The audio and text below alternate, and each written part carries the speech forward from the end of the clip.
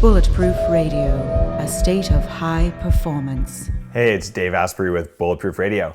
Before we get started today, you might have noticed that I look amazing today. It's actually nothing that I did. It's that there's brand new studio quality lighting here. So I've been upgrading the sound, upgrading lighting, upgrading cameras, everything to give you a better experience. So check out the Bulletproof channel on YouTube. We're up to about 50,000 people who tune in regularly to get the latest, because you're just hearing the podcast now, but I'm recording a lot of videos, recipe videos, and other things about biohacking that I just put up for free. So go to YouTube, check out the Bulletproof channel, and you'll like what you find. If not, you could just subscribe straight from bulletproofexec.com. Today's cool fact of the day, which we know that's what you were waiting for, right? Is that if you've ever wondered why you can't tickle yourself, there's an answer. I wonder about this at night, right? And researchers think they figured it out. It's that when we intend to make a movement, the brain sends a command to the muscles to make the movement, and it also predicts what you're going to feel before it actually happens. When the prediction and the sensation are the same, then the brain says, oh, I was expecting that, and it subdues the nerve response.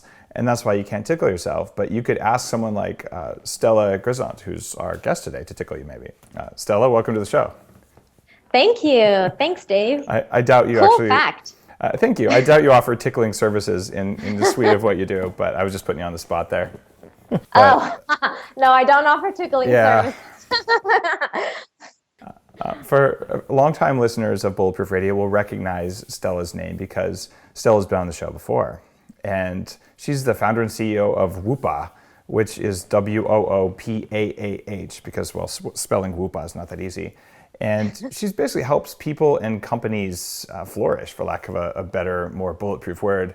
But Stella's kind of a badass, as in Google, Johnson & Johnson, Columbia University, and a bunch of other universities are using her stuff for workplace culture and engagement and well-being. And I invited Stella on the show today to talk about how you can quit hating your job. Because so many people hate their jobs. And here we have an expert in the Bulletproof community who knows what you can do to, even if your job isn't what you want it to be, to at least stop hating it. Because when you stop hating stuff, you actually have a lot more energy. Yeah. The other thing about Stella that's cool is she's one of the first 150 people in the world to get an actual master's in applied positive psychology from the University of Pennsylvania, which, as everyone knows, is superior to like Harvard and places like that. You might guess that I went to Wharton, by the way. I know. And what's that other school with pine trees and stuff in the Bay Area? I don't remember some other school. Stella, you've been like all over the media, like the Today Show and Vanity Fair and ABC News and stuff. So you're pretty much famous about how to like make people happy. So like, how can people be more happy? Oh, good question. So, well, when it comes to work, so we'll talk about work in general today. Mm-hmm. When it comes to work, there's lots of people who we know are miserable at work. And what I find is that without even knowing it, subconsciously people are sabotaging their own happiness at work. And it usually happens in three ways. So the first way I find people are sabotaging themselves is by complaining. So I know that maybe your boss is a total prick, or maybe your commute is hellish, or maybe you have way too much work. But when we complain, we are actually activating what's called our negativity bias. And our negativity bias is our brain's natural instinct to focus on anything that's bad, wrong, or threatening. And it's kind of like Velcro to our attention. So when we're complaining, we're basically just activating that negativity bias. Our attention can only stay on all the stuff that sucks. And then we can't really see the bigger picture. And our attention is so narrowed, it's kind of like we have tunnel vision. We're not able to see solutions outside of, the shitty stuff we're focusing on. So when we complain, we're not just stating what's wrong, we're actually infusing our observation with negative energy and emotion.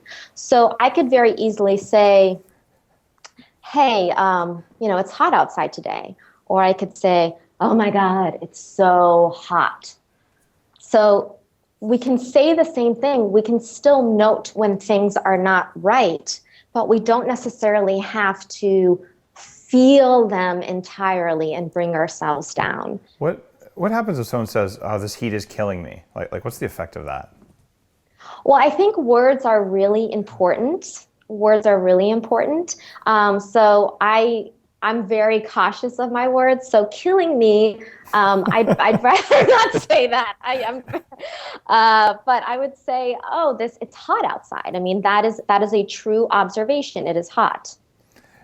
I've been working with my kids on this. They're 6 and 8, and let's see. The other day, my daughter was running a lemonade stand, and she'd picked up from a babysitter. Like whenever someone didn't stop, she's like, "Oh, those annoying people," and I'm like, "Anna, like you could say that those are annoying people. You could say I don't like it that they don't stop. Like which of those is true?" And she's like, "Well, actually, and then you go into it, and that led me to just thinking about how like every day you tell yourself all these lies, and complaining is usually a lie, isn't it? I mean, I'm asking you that, but it's my theory. Well, I don't know if it's a lie because I think truth is very subjective. Fair point. So it's what do you want to choose to believe and what's going to support your well-being at work. So if you want to be happier, you can choose to believe that people are annoying, or you can choose to believe that they seem like they're in a rush and maybe they have something going on. Maybe their own daughter is doing a lemonade, is selling something, on the street and selling her own lemonade, and they're trying to rush to get her lemons. Like, we don't know what's going on. We never know the full picture. So if you just, if you observe the objective experience and don't make any assumptions about what you don't know, then you're probably going to stay in a more lighter place. I always try to assume that they have someone in the back of the car, like with projectile leprosy, and they're driving to the hospital really quick, because then you're like, man, I'm glad I'm nowhere near that car. Right? And you win, right? I kind of do the same thing. I haven't thought about the leprosy piece, but I'm like, oh, maybe their wife is giving birth right now. That's probably a more positive one, but Yeah. So I would say what I do for people who, one of the first things when people start to work with me, I tell them to go on a complaint vacation. Nice. So take 7 days, observe your thoughts, and just notice when you're about to leap into complaining, and just say, hey, I'm on a complaint vacation, and divert your attention. It's not about ignoring what's wrong, because if there is a problem, you want to pay attention to it, but you just don't have to infuse it with all this intense, vile, anger, negative stuff. Negative emotion isn't bad, but we don't have to compound it, essentially. Does that make sense? Yeah. You don't have to double down on it. I hear you there. Cool. So let's talk about your work happiness method specifically, because that was kind of the first step there. We're like, okay, stop complaining about your job, right? So, all right, let's say, and I'll tell you about a job I had. A lot of people don't know this. For 5 years, I put auto parts in boxes. Okay, this was the most horrible job ever, but it paid really well during summers. And I started a t-shirt company, and I managed to pay my tuition, but I worked my ass off all summer, wearing, picking up boxes of heavy stuff. And that was like my emergency fallback. So I could have complained a lot about that job because, well, let's face it, it wasn't the best job ever. In fact, I probably did complain a lot about that job. So what should I have done to be more satisfied with what was just a hellish job in a 100-degree warehouse full of auto parts? Great question. So Amy Rozhensky from Yale did some really cool research on how we can think about our jobs or our work. And she found that there's 3 ways that we can look at our work. One is just to see our work as a job, as a way to pay the bills, which is what it was doing for you. Another way to look at it at work is it's part of my career trajectory. So I'm doing this in order to grow, gain power, influence, make more money. The third way that we could look at our work is as if it's a calling, and so that it's contributing to something bigger than ourselves. So any job, even working in a warehouse, moving auto parts when it's 100 degrees, you can find a way to look at it differently. And so, if you want to think about it as how is this contributing to something bigger than me, and how is this helping the world or someone be better off, maybe those auto parts are, helping people move from place A to B. And that's important because there may be someone who has leprosy who needs to get into a hospital, or someone who's giving birth and they need to get to the doctor really quick. So you are playing a vital role in helping people, helping economies, helping the world move. So I know that may feel like a little bit of a leap, but you could also bring it down to, hey, do I like my buddies at work? Do we crack good jokes? And do I look forward to talking to people, at work? So maybe it's even just helping your coworkers smile. That also is making a difference. So you get to choose how you look at your work, and you don't have to be saving lives in order to feel a sense of meaning. It's very true. No one would eat if we didn't have auto parts, right? Yeah. I can tell you at the time, the general feeling was, all right, this is paying for college, so it doesn't really matter how much it sucks. But I'm bored, so I'll just make up stuff. And I was young, I was pretty egotistical, and I ended up, they had some award for process improvement, or if you could suggest a way to do something better in the warehouse, and there were enough suggestions, then everyone would get a bonus. So I was like, I could do that. So I made 20 suggestions in a month, and everyone got a 5% bonus that month. And then they changed, there you go. Yeah, then they changed the program to make it harder. I'm like, ah. So then you made it worse for everyone. I gamed the system so everyone got a bonus, and then it didn't work. But some of them were good. But in retrospect, if someone had told me the advice that you're giving me right now, then I'd say, for people listening, this is really legitimate advice. No matter how absolutely crappy your job is now, there's a reason someone's paying you to do it. And because it contributes to something, it contributes to something, it contributes to something. So if you're playing a small part in doing something meaningful, even if it's just a small part, someone had to play that part. It's better to look at it that way than it is to say, this job sucks and, my boss is evil and blah, blah, blah. Those all may be true, but you don't have to dwell on it, right? And is that basically what we're saying? Yes. And I think another important point is, if we blame our jobs for being unhappy, if you say, oh, my job sucks and my life is miserable, then it is very likely that no matter where you go, if you switch jobs, you get a new role, you start your own business, you're going to find yourself miserable again, unless you do some inner work and figure out what you really want.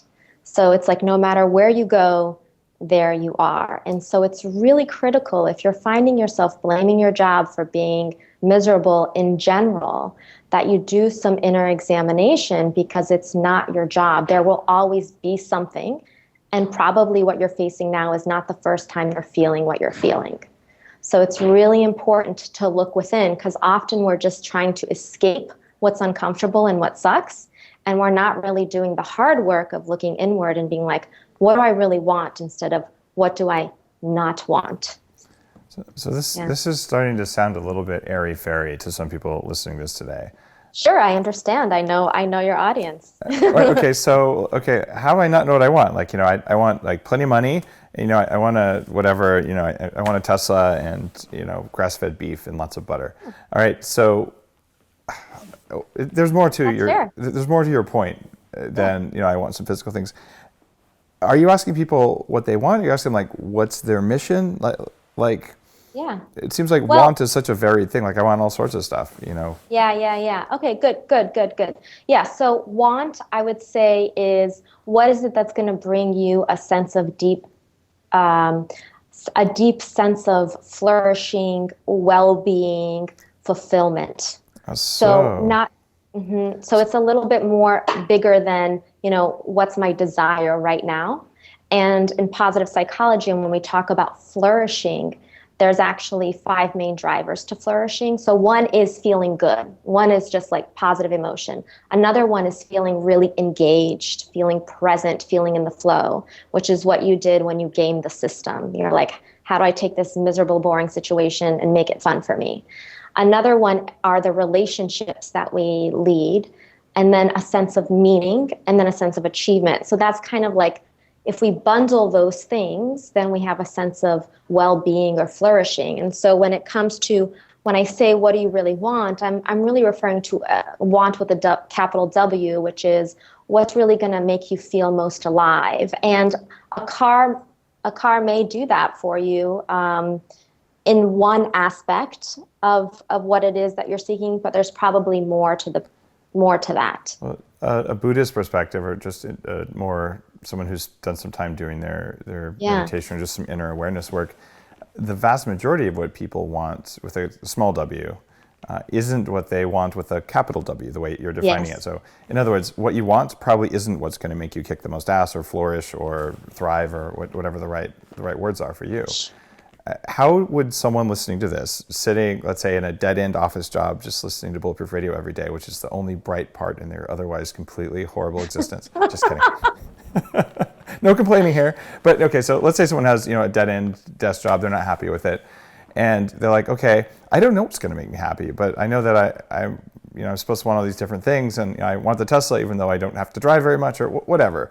What would you tell that person so that they can figure out what's going to make them flourish versus make them, just like have another big screen TV or whatever it is? Yes, good question. So the very first thing I do with my clients is I have them do some vision work to give them permission to really dream. And I take them step by step and guiding them through a series of questions to help them see that well-rounded definition with the capital W. So, some immediate answers when you ask people what comes to mind, they'll think of the car or they'll think of dating a hot person. But we need to make sure that you're looking at things holistically, and often you're not aware of what you need to be asking yourself. So I have a step-by-step vision exercise, I call it the vision generator, to help you actually begin to see what your life may look like when you are feeling totally alive, with the capital A. So actually, and for anyone who's watching, I am happy to make that available, or listening, happy to make that available to you, because I think this is just essential to really helping you in your very first step to developing your definition of success and your sense of well-being and happiness. So I'm happy, Bulletproofers, for you guys to do that. And it's a 30-minute exercise. And can I tell them where they can get it? Or absolutely, yeah. I mean, this isn't an infomercial, but you're giving away a free thing for people, so absolutely tell them where they can get it. Yeah. No, it's. I mean, I. This is the first thing I do with people. It's if you go to workhappinessmethod.com/vision. So workhappinessmethod.com/vision, and you can download the vision generator, because that's the very first thing you should do. Instead of just focusing on what sucks, really generate, give yourself permission to dream and to really see, what it is that's going to make you come most alive. So, and when I have, just to give you a sense of some things that I have people consider, it's not just enough to be passionate about what it is you're doing. So passion is great, and everybody thinks you have to be passionate. That's true. That's one piece of it.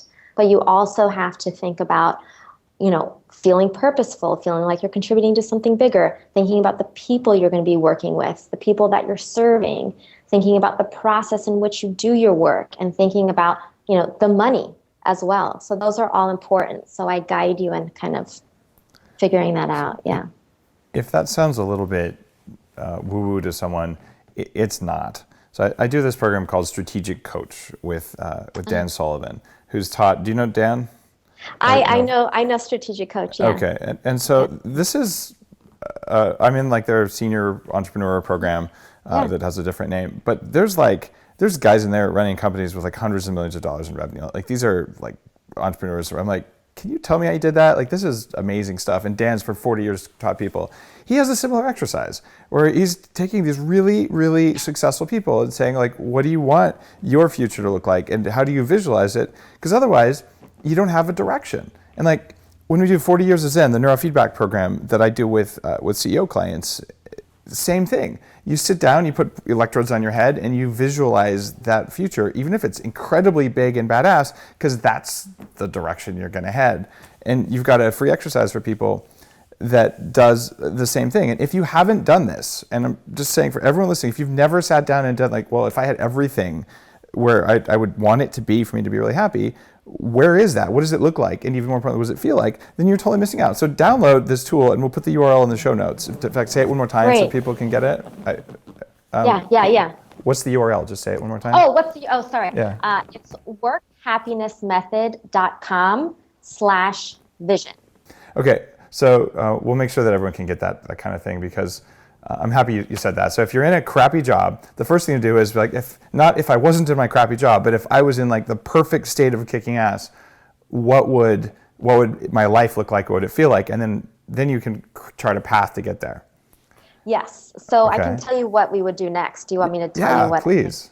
Okay. So after you create that vision, which really stretches your imagination, I tell people this is a practice to just like massage your imagination, because so often when things suck, you're thinking from a very limited perspective and you're not seeing all the possibilities. So after you create this sense of possibility, you're excited about what life can look like for you, then what we do is we scrape that vision, and what we want to do is look for what are your values. And it's essential to know your values, because those are the guiding principles for your behavior. That is what influences how you make decisions. Often people don't examine their values, and basically they're living by values that they've absorbed by, their colleagues, their peers, their parents, their community. And so you're making decisions that are not aligned with what it is you want with a capital W. And you're just running on automatic. And so it's really critical to make conscious decisions about what it is that matters to you. How do you want to exist and operate in this, at work, in life? And so so we go through a 7-step process to help you figure out your values. So that you want to figure out your values. What are the 3 most popular values? There's no... there has to be an answer. Okay, I wanted to say there are no popular values, but I have noticed some patterns. Yeah, what are the big ones? Okay. Like, in other words, can I copy off your sheet? I'm kidding. Well, here's the thing. When I have people do values, I have them, do a kind of a brain dump of their values, but then we go and we rank them. That's really important to rank, because you're inevitably going to find a conflict like that, where you have to choose. And so you need to know how you rank things so that you can make a decision and make a right decision. So I find what surprises people all the time when they do this work is how much people matter. So I've had a woman, very, very successful senior exec at a very well-known technology company, who was just like, get me out of here. She was ready to quit, ready to give up her stock options, which were about to vest in 4 months. She's like, I will leave money on the table. Get me out of here. But she did not know how to start thinking about what she really wanted. She's like, I've never asked myself what work will make me happy. I'm just really good at what I do, and I've just found things that I do well. And so what we did this work, we did the vision work, we did the values work. And what she was so shocked to realize is how much people matter to her, and that what she really wanted to do was work with nice people who were smart and interesting. And once she realized that, it set her free, and she was able to actually then go find another department to work in, and she didn't have to leave money on the table, and she's really happy. But she didn't know that before. She thought it was the industry. She was ready to leave her whole company, but she just needed to find a different group of people that she liked. It's interesting that a lot of people don't know what they want with a capital W, because they've been told what they're supposed to want, and they believe that they want what they're supposed to want. Can you unpack that for me? This is coming from your blog and all that. So when I'm preparing to interview you, I look at that stuff. So what is this like, wanting what you've been told to want versus wanting what you want? Yeah. So, when we think about being successful, it usually involves, working really hard and making a certain amount of money, having a certain type of title, whether, you're an exec or you're a founder, you have a certain type of, car, certain type of like lifestyle. And so you work really hard to achieve that. And most of the people I work with are very quote unquote successful. And they're like, they arrive, they have it all. And they're like, why am I still feeling like shit?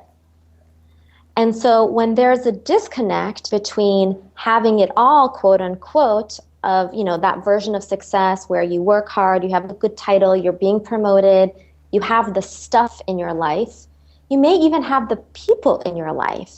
So from the outside, it looks like you have it all. But on the inside, you're like, is this it? Because this isn't enough. And so the reason why there's a disconnect is because most likely you are not operating in alignment with what's most important to you. Now, what's so cool is that when you do this values work, you're able to shift perspective enough to look at things differently. You may realize that's all you needed to do was to look at things differently, and you're able to actually appreciate all you have. So if this sounds a little bit esoteric to people, yeah. I'll apply this to my own life, right? When I was 26, I was totally miserable, and I made $6 million. And I was like, that should make me happy, except it totally didn't. But yeah. Being in Silicon Valley at the time and not having done any of my own like self-awareness work, I'm like, well, obviously that's because I just didn't quite have enough money. $10 million is definitely going to do it. So and like what I do, I lost the $6 million 2 years later because I was like stubborn and like just not being aware of what I had and I like knew, I'm probably set for life. I'm going to go get a degree in something I don't know about. Like, life's going to be a party. But all I was doing was working and I was truly not happy. And a reframing would have probably changed what I did financially because I hadn't done the kind of work you're talking about. So I would encourage people at any age, if you haven't sat down and really figured out what values matter to you and what your mission is, that sit down and do this kind of work. Going back, I wish someone had told me all this crap. Me too. I went through a huge Netflix addiction, like lost tons of business opportunities.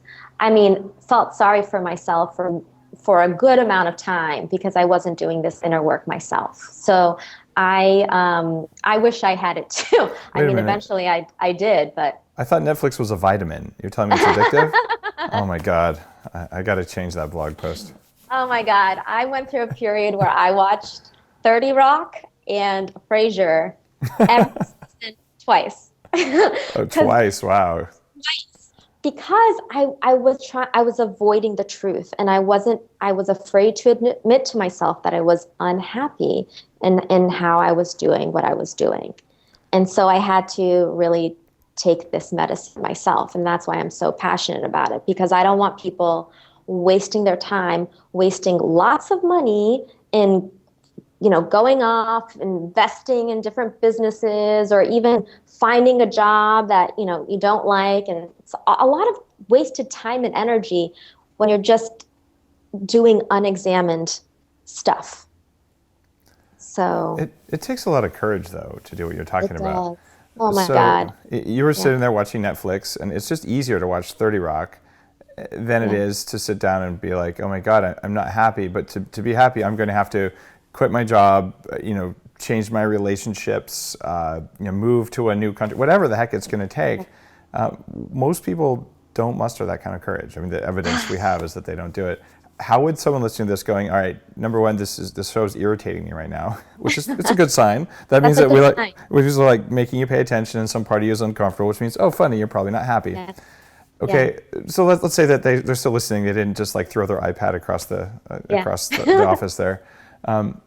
So how do you muster the courage to then say, all right, I'm going to actually sit down and without lying to myself, talk about or have that inner journal, whatever you do, to say, this is what actually makes me happy?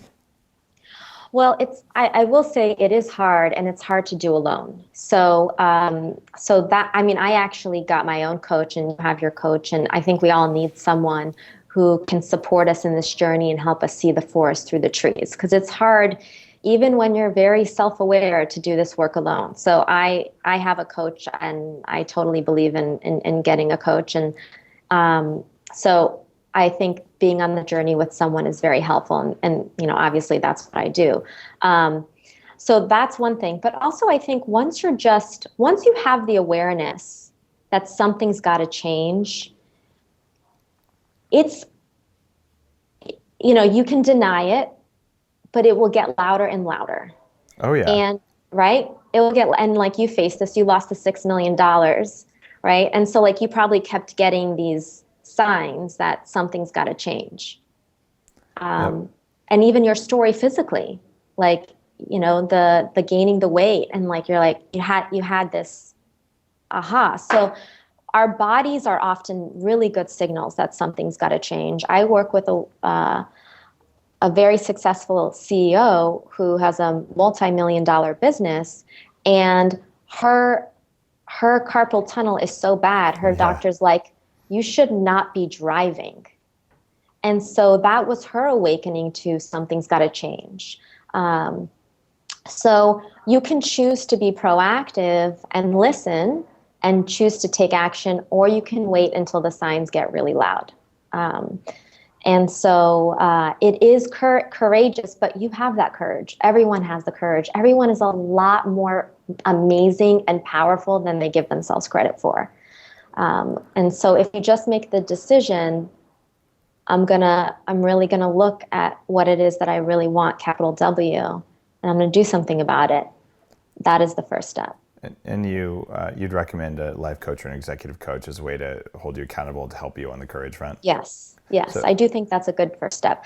Friends are great, but friends and family, even though they love you, sometimes have an agenda.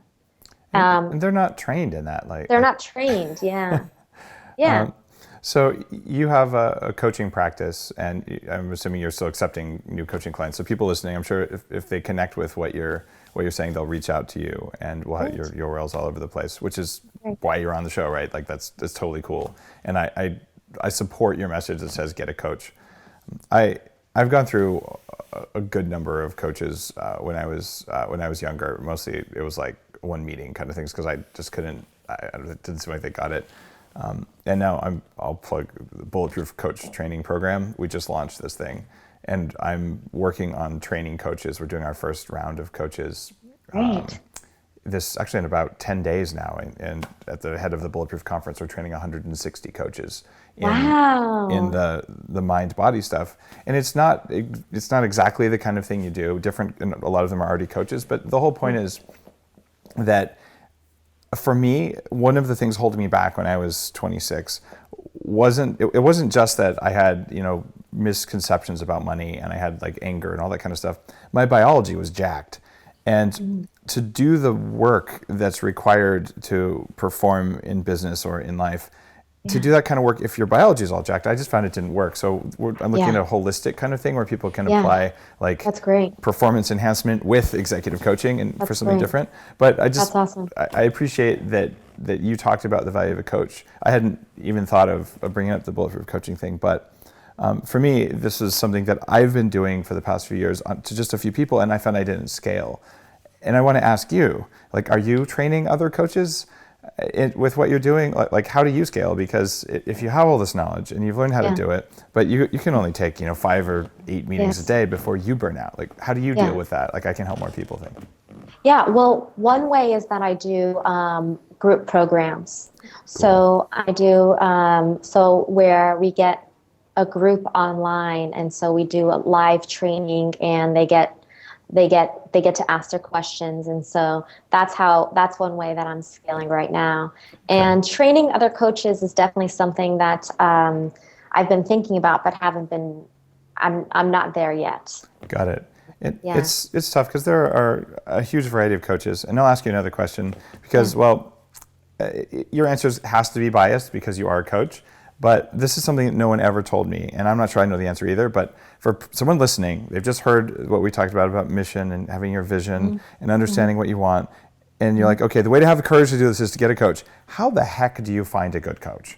And I don't mean like look for certification, but like, what do you ask a coach to know if they're good? So freaking hard because there's very little regulation. I mean, there's definitely institutions and training programs. Good question. I think that you want to be clear on, the thing is, I think a good coach will help you clarify what it is that you need help on. Because sometimes you don't even know what you need help on. I think you want to ask, what experience they have, who their ideal client is,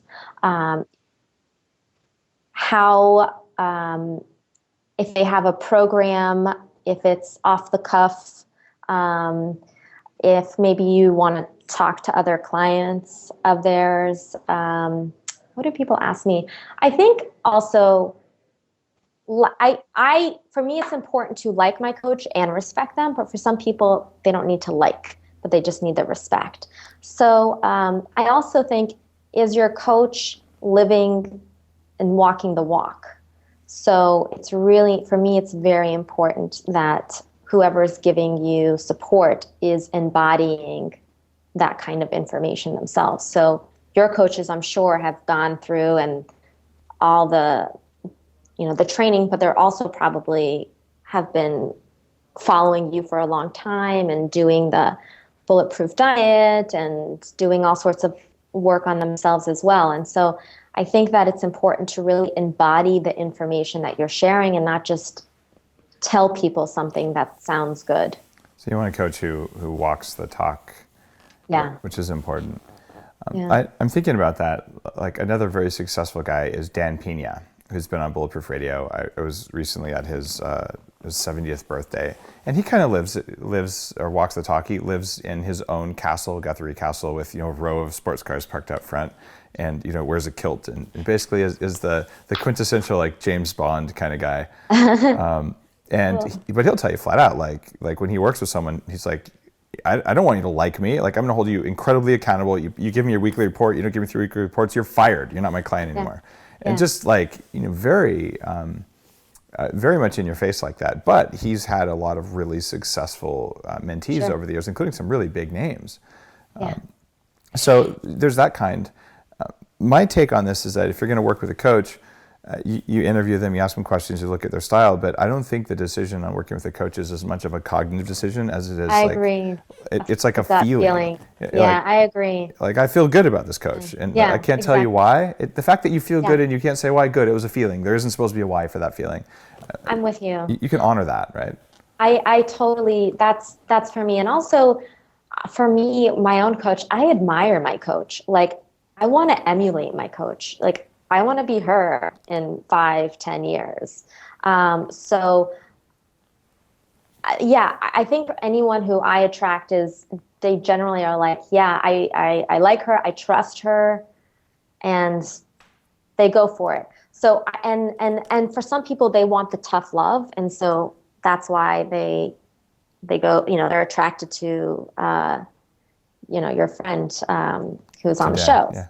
To Dan, So I think it just depends on your style. And so and also, does your coach make you feel like shit in a bad way when you're off the phone? Like, if you walk away from the conversation feeling really bad about yourself and really down without a sense of possibility and hope, then I don't think that's a good sign. So pay attention to your energy level. Even if your coach is giving you some tough love, do you feel a sense of like inspiration, like I can do it? Or do you feel a heightened level of energy? Or do you feel like worse about yourself and kind of dread getting on the phone? So the coaches who I've found most successful for me are generally pretty nice. Like Jeff Spencer, who's been on the show. He's for 9 years in a row, he was like the team like wellness guy for Tour de France teams, and has been a coach for a long time. And it's a similar thing there. Like, he'll tell you the way it is, but he doesn't tell you in a way to demean you, right? And that's really important. And I think it also depends. Maybe you need that sort of like a little spark of anger in order to take action, and your coach should know that. But I guess it's personal, right?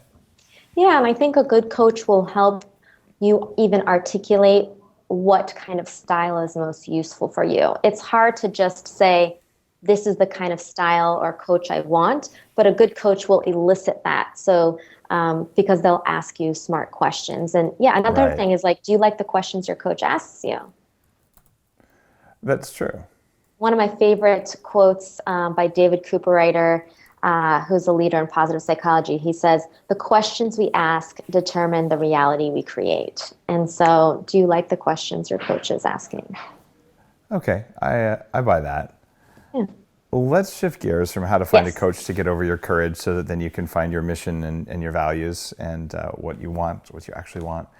You talk also about shifting your mindset by using evidence-based tools to like stop behaving in ways that you don't like or ways that block you. What are the evidence-based tools that release negative behaviors?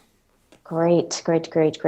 So, well, one of the things that really keeps people, I would say, unhappy, and kind of it's the second trap that I talk about, the first one was complaining, is criticism, inner criticism. So really beating down on yourself, right? And I'm sure everyone has their own inner critic. And one of a great piece of research that came out of I think it was in the 60s, Martin Seligman, who actually is the founder of positive psychology, got famous by doing a lot of research on depression.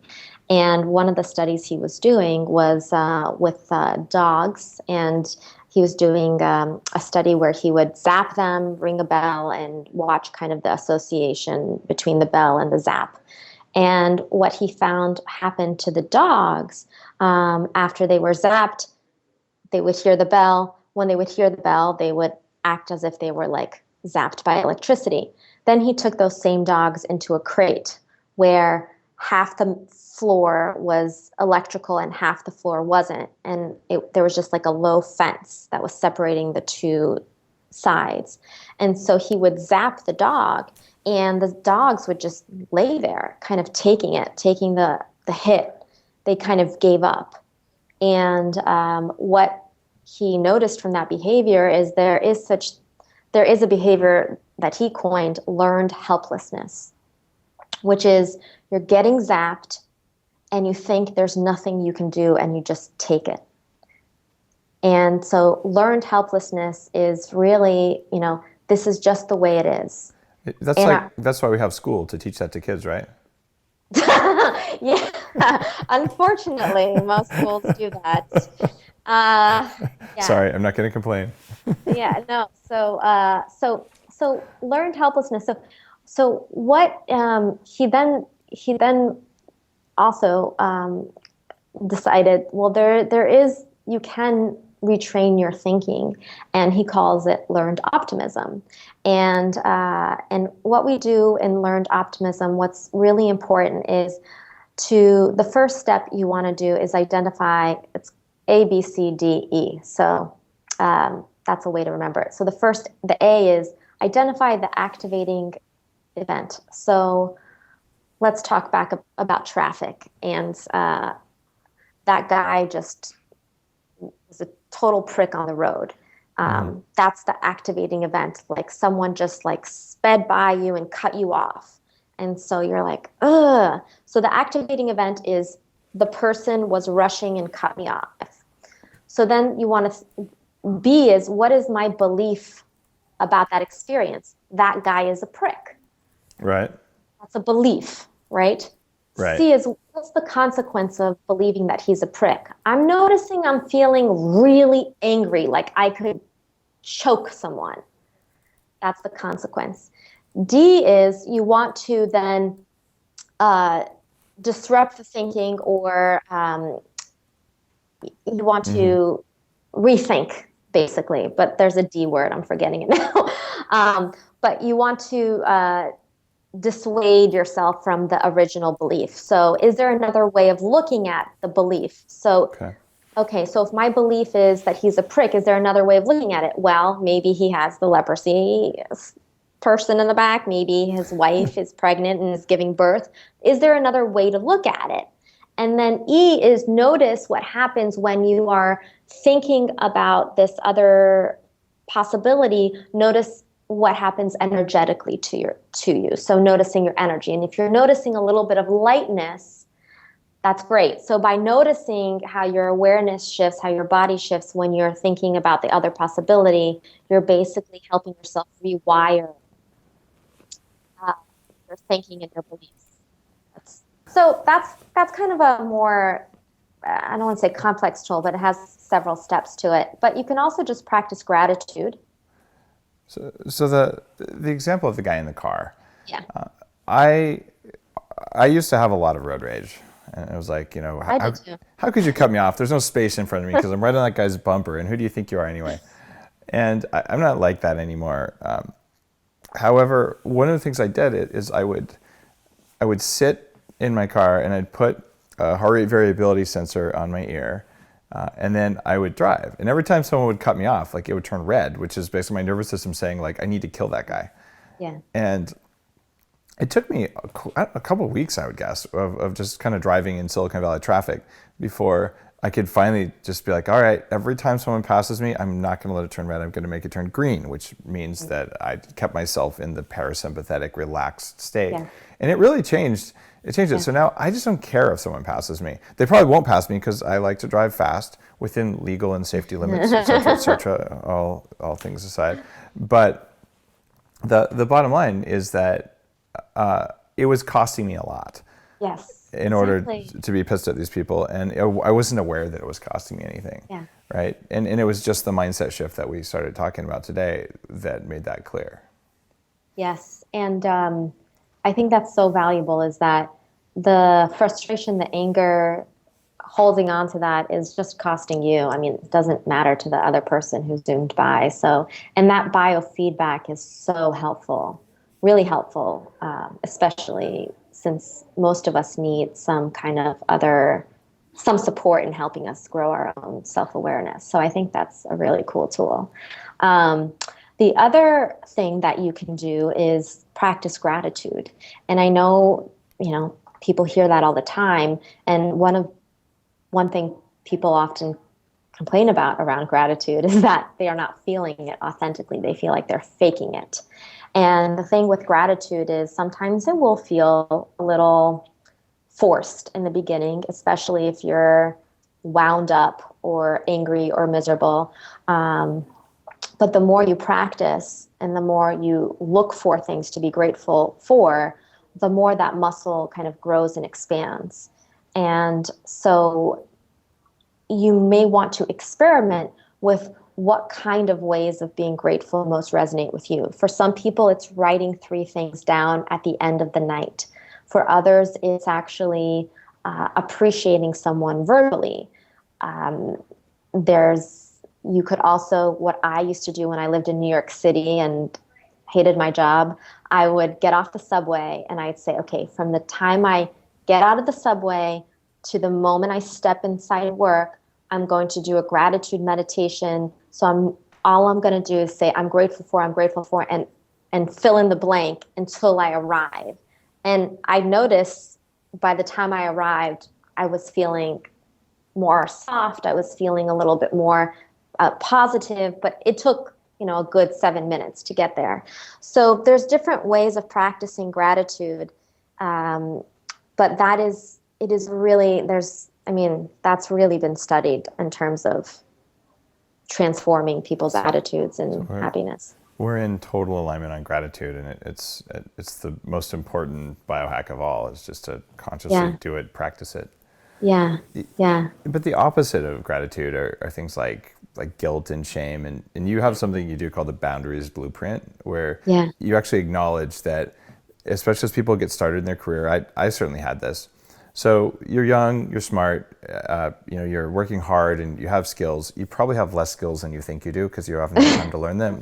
Just between you and me, Okay, but still, you're going to stand by the value of what you're doing, and it is valuable, and you're putting yourself into your work.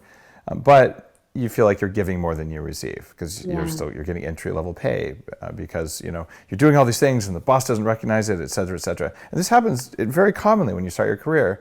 But no one that I've become aware of anyway, other than you, talks about how actually people feel shame about it. Like if I'm doing such a good job and I'm not getting recognized for it, then like I'm a bad person and I'm not lovable and all these weird messages that have nothing to do with reality, but that's the way we're wired because we're like big hairy apes. Yeah. What is your recommendation for people who have that weird dynamic, or can you go into it more and like what's your boundaries blueprint? Just walk me through it because it's interesting. Yeah. So the boundaries blueprint is it's actually a little bit different. Okay.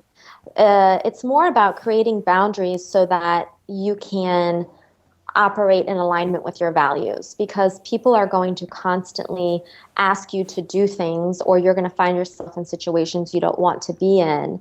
And you have to really stand very grounded in what's important to you, or you're going to feel like shit at the end of the day. And so Boundaries Blueprint is about helping you identify what are the boundaries you need to maintain and how to actually have the difficult conversation to really be upfront about your needs without it feeling hostile, or without it feeling shameful, or without it feeling, it may feel awkward in the beginning because, lots of people consider themselves non-confrontational, and that word bugs the crap out of me because makes you want to kill them, doesn't it? Okay.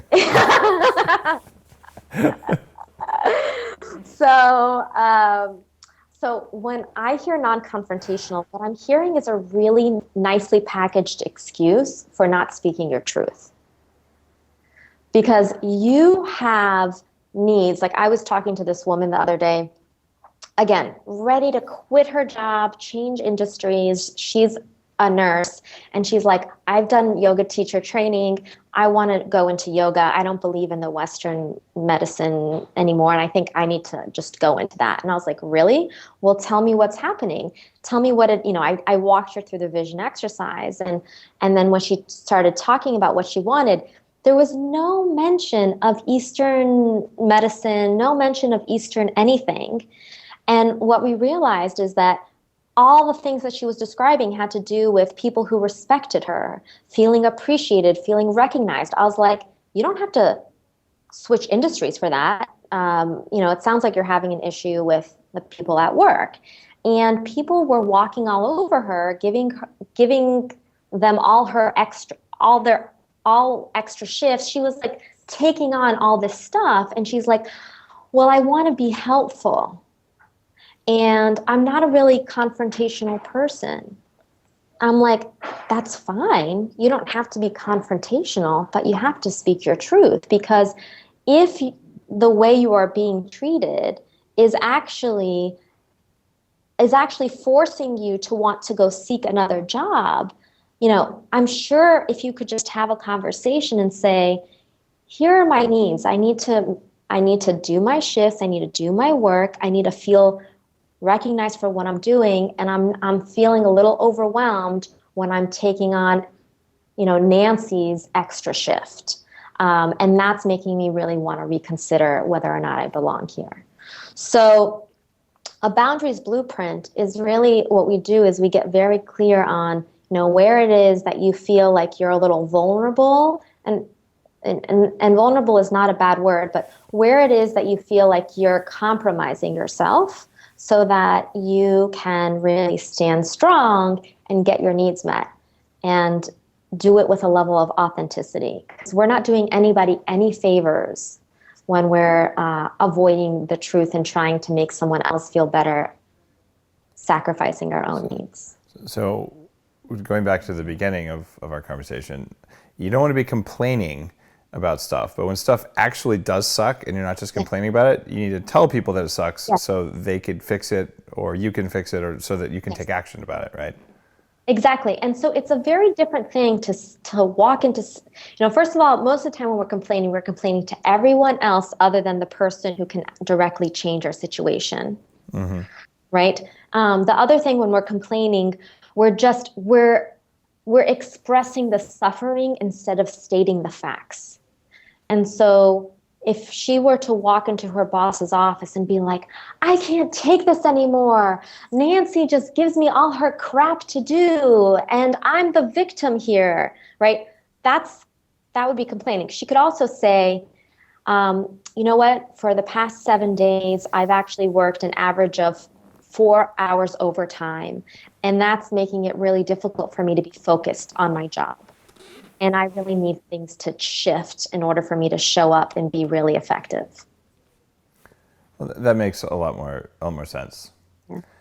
Now we're coming up on the end of the show, and last time you answered a question. I'm going to ask you the same question this time, but you already forgot your answer last time. I did. So, I don't remember the question. That's okay. Last time you were on episode 91, and we're above episode 250. So this was a while ago. So people have to be like long-time listeners. They need to go back and download some of the early episodes in order to hear you. And you don't have time to do that right now. So here's the question, because you probably forgot the question too. Given all this stuff that you know and all the just your general life experiences, if someone came to you tomorrow, let's say as a client, and they said, "Look, I want to be better at everything in life. Like I want to kick more ass at everything. What are the 3 most important things that I need to know?" Okay. Oh, good. Okay. 3 most. I want to kick ass. The first thing is to listen to yourself, know how to hear yourself, which is an art. And that's why I'm telling people to do a vision and really kind of do the inner examination work. Because when you can hear yourself, then you can guide yourself in the direction of using your strengths, being in alignment, acting in alignment with your values. And when you're doing that, you really are flourishing. So listening to yourself. The second thing to be really, I don't think I said sleep, but I'm a mom. I've had a daughter since I've spoken to you last. Oh my goodness, you're a new mom. Yeah, I'm a new mom. You don't look like you've aged 10 years, and that's what normally happens when you have a new baby. So, wow. Yeah. Good work. Man. Good work, Stella. Thank you. I read your baby book, by the way. That was really good. Thank you. Yeah. So this is a result of of not having it. sleep deprived. I would say get your rest. Yeah. And sleep is part of that, but also when you're resting, to really rest. Well, like checking Facebook is resting, right? Exactly. That's what a lot of people are like, I'll just check Facebook, or for me, I'll just watch Netflix. And that's not restorative, to be completely honest. Hold on. If it's Breaking Bad, it's restorative. Come on. Well, you know what? It depends. And that is my argument too sometimes. You have to know whether or not you're escaping or really restoring. So it is a day by day, episode by episode kind of reflection. But so to really choose to be off when you're off. Yeah. Not contaminate that off time. And what would be my third piece of advice to be like super amazing, powerful, effective? To really appreciate and connect deeply with those you love, and to also connect deeply with those who don't, like the person who's checking you out of the grocery store, to really look them in the eye, ask them how they are, really mean it, and see if you can find a moment of connection. Because great book, we don't have time to talk about it, Love 2.0, Barbara Fredrickson, leading researcher on positive emotion, talks about how our body experiences love. And the truth is that love is available to us all. It's momentary. It can happen with a stranger in a moment. It's about having an exchange of positive emotion and connection. And so to just tap into the love that is all around you already. And to really connect, because our relationships are the number one predictor of our happiness. When we feel connected, even at work, if we feel like we have a best friend at work, we're 7 times more engaged. So our relationships really matter. So really to connect deeply. And I have a feeling I might have said that. That sounds familiar, because here's the other trick. I didn't write down those things. I'm there in my show notes, but I didn't look at it either. I just wanted to get your fresh take. And we got your fresh take because you're a new mom. So. Yeah, fresh take. Get some rest. So Stella, where can people find out more about your work? Tell me about the latest URLs and all that sort of stuff, and I'll make sure to put the URL for that free tool that you decided to give people. Yeah. Well, I am updating my website, which is WOOPAAH.com, WOOPAAH. WOOPAAH.com. But I think that probably the most recent example of the coaching work that I do is on workhappinessmethod.com. So, but if if people download that tool, then I'll make sure to also send them some info on how they can get more info if they're interested. Yeah. Stella, thanks for being on Bulletproof Radio. Thank you. Such a privilege and honor to be back. If you appreciated today's episode, you know what to do. Go get yourself a coach. It's a really good idea. I'm not kidding. Even if you're working at, say, Starbucks as a barista, you can always upgrade. And the way you start doing that is by doing it by getting a coach. And there are coaches who will work with you even when you're just starting out. They're not going to be $500 an hour because that's not even reasonable. But just having someone who helps hold you accountable, whose job it is to hold you accountable, because that's not your friend's job. Your friend's job is to be your friend, and it's different. So go out there, find a coach, or maybe even decide to be a coach after you've spent some time kicking some ass, learning how to do it, get the training, and then become a coach. And you'll probably be a better friend too. So thanks for listening. Have an awesome day.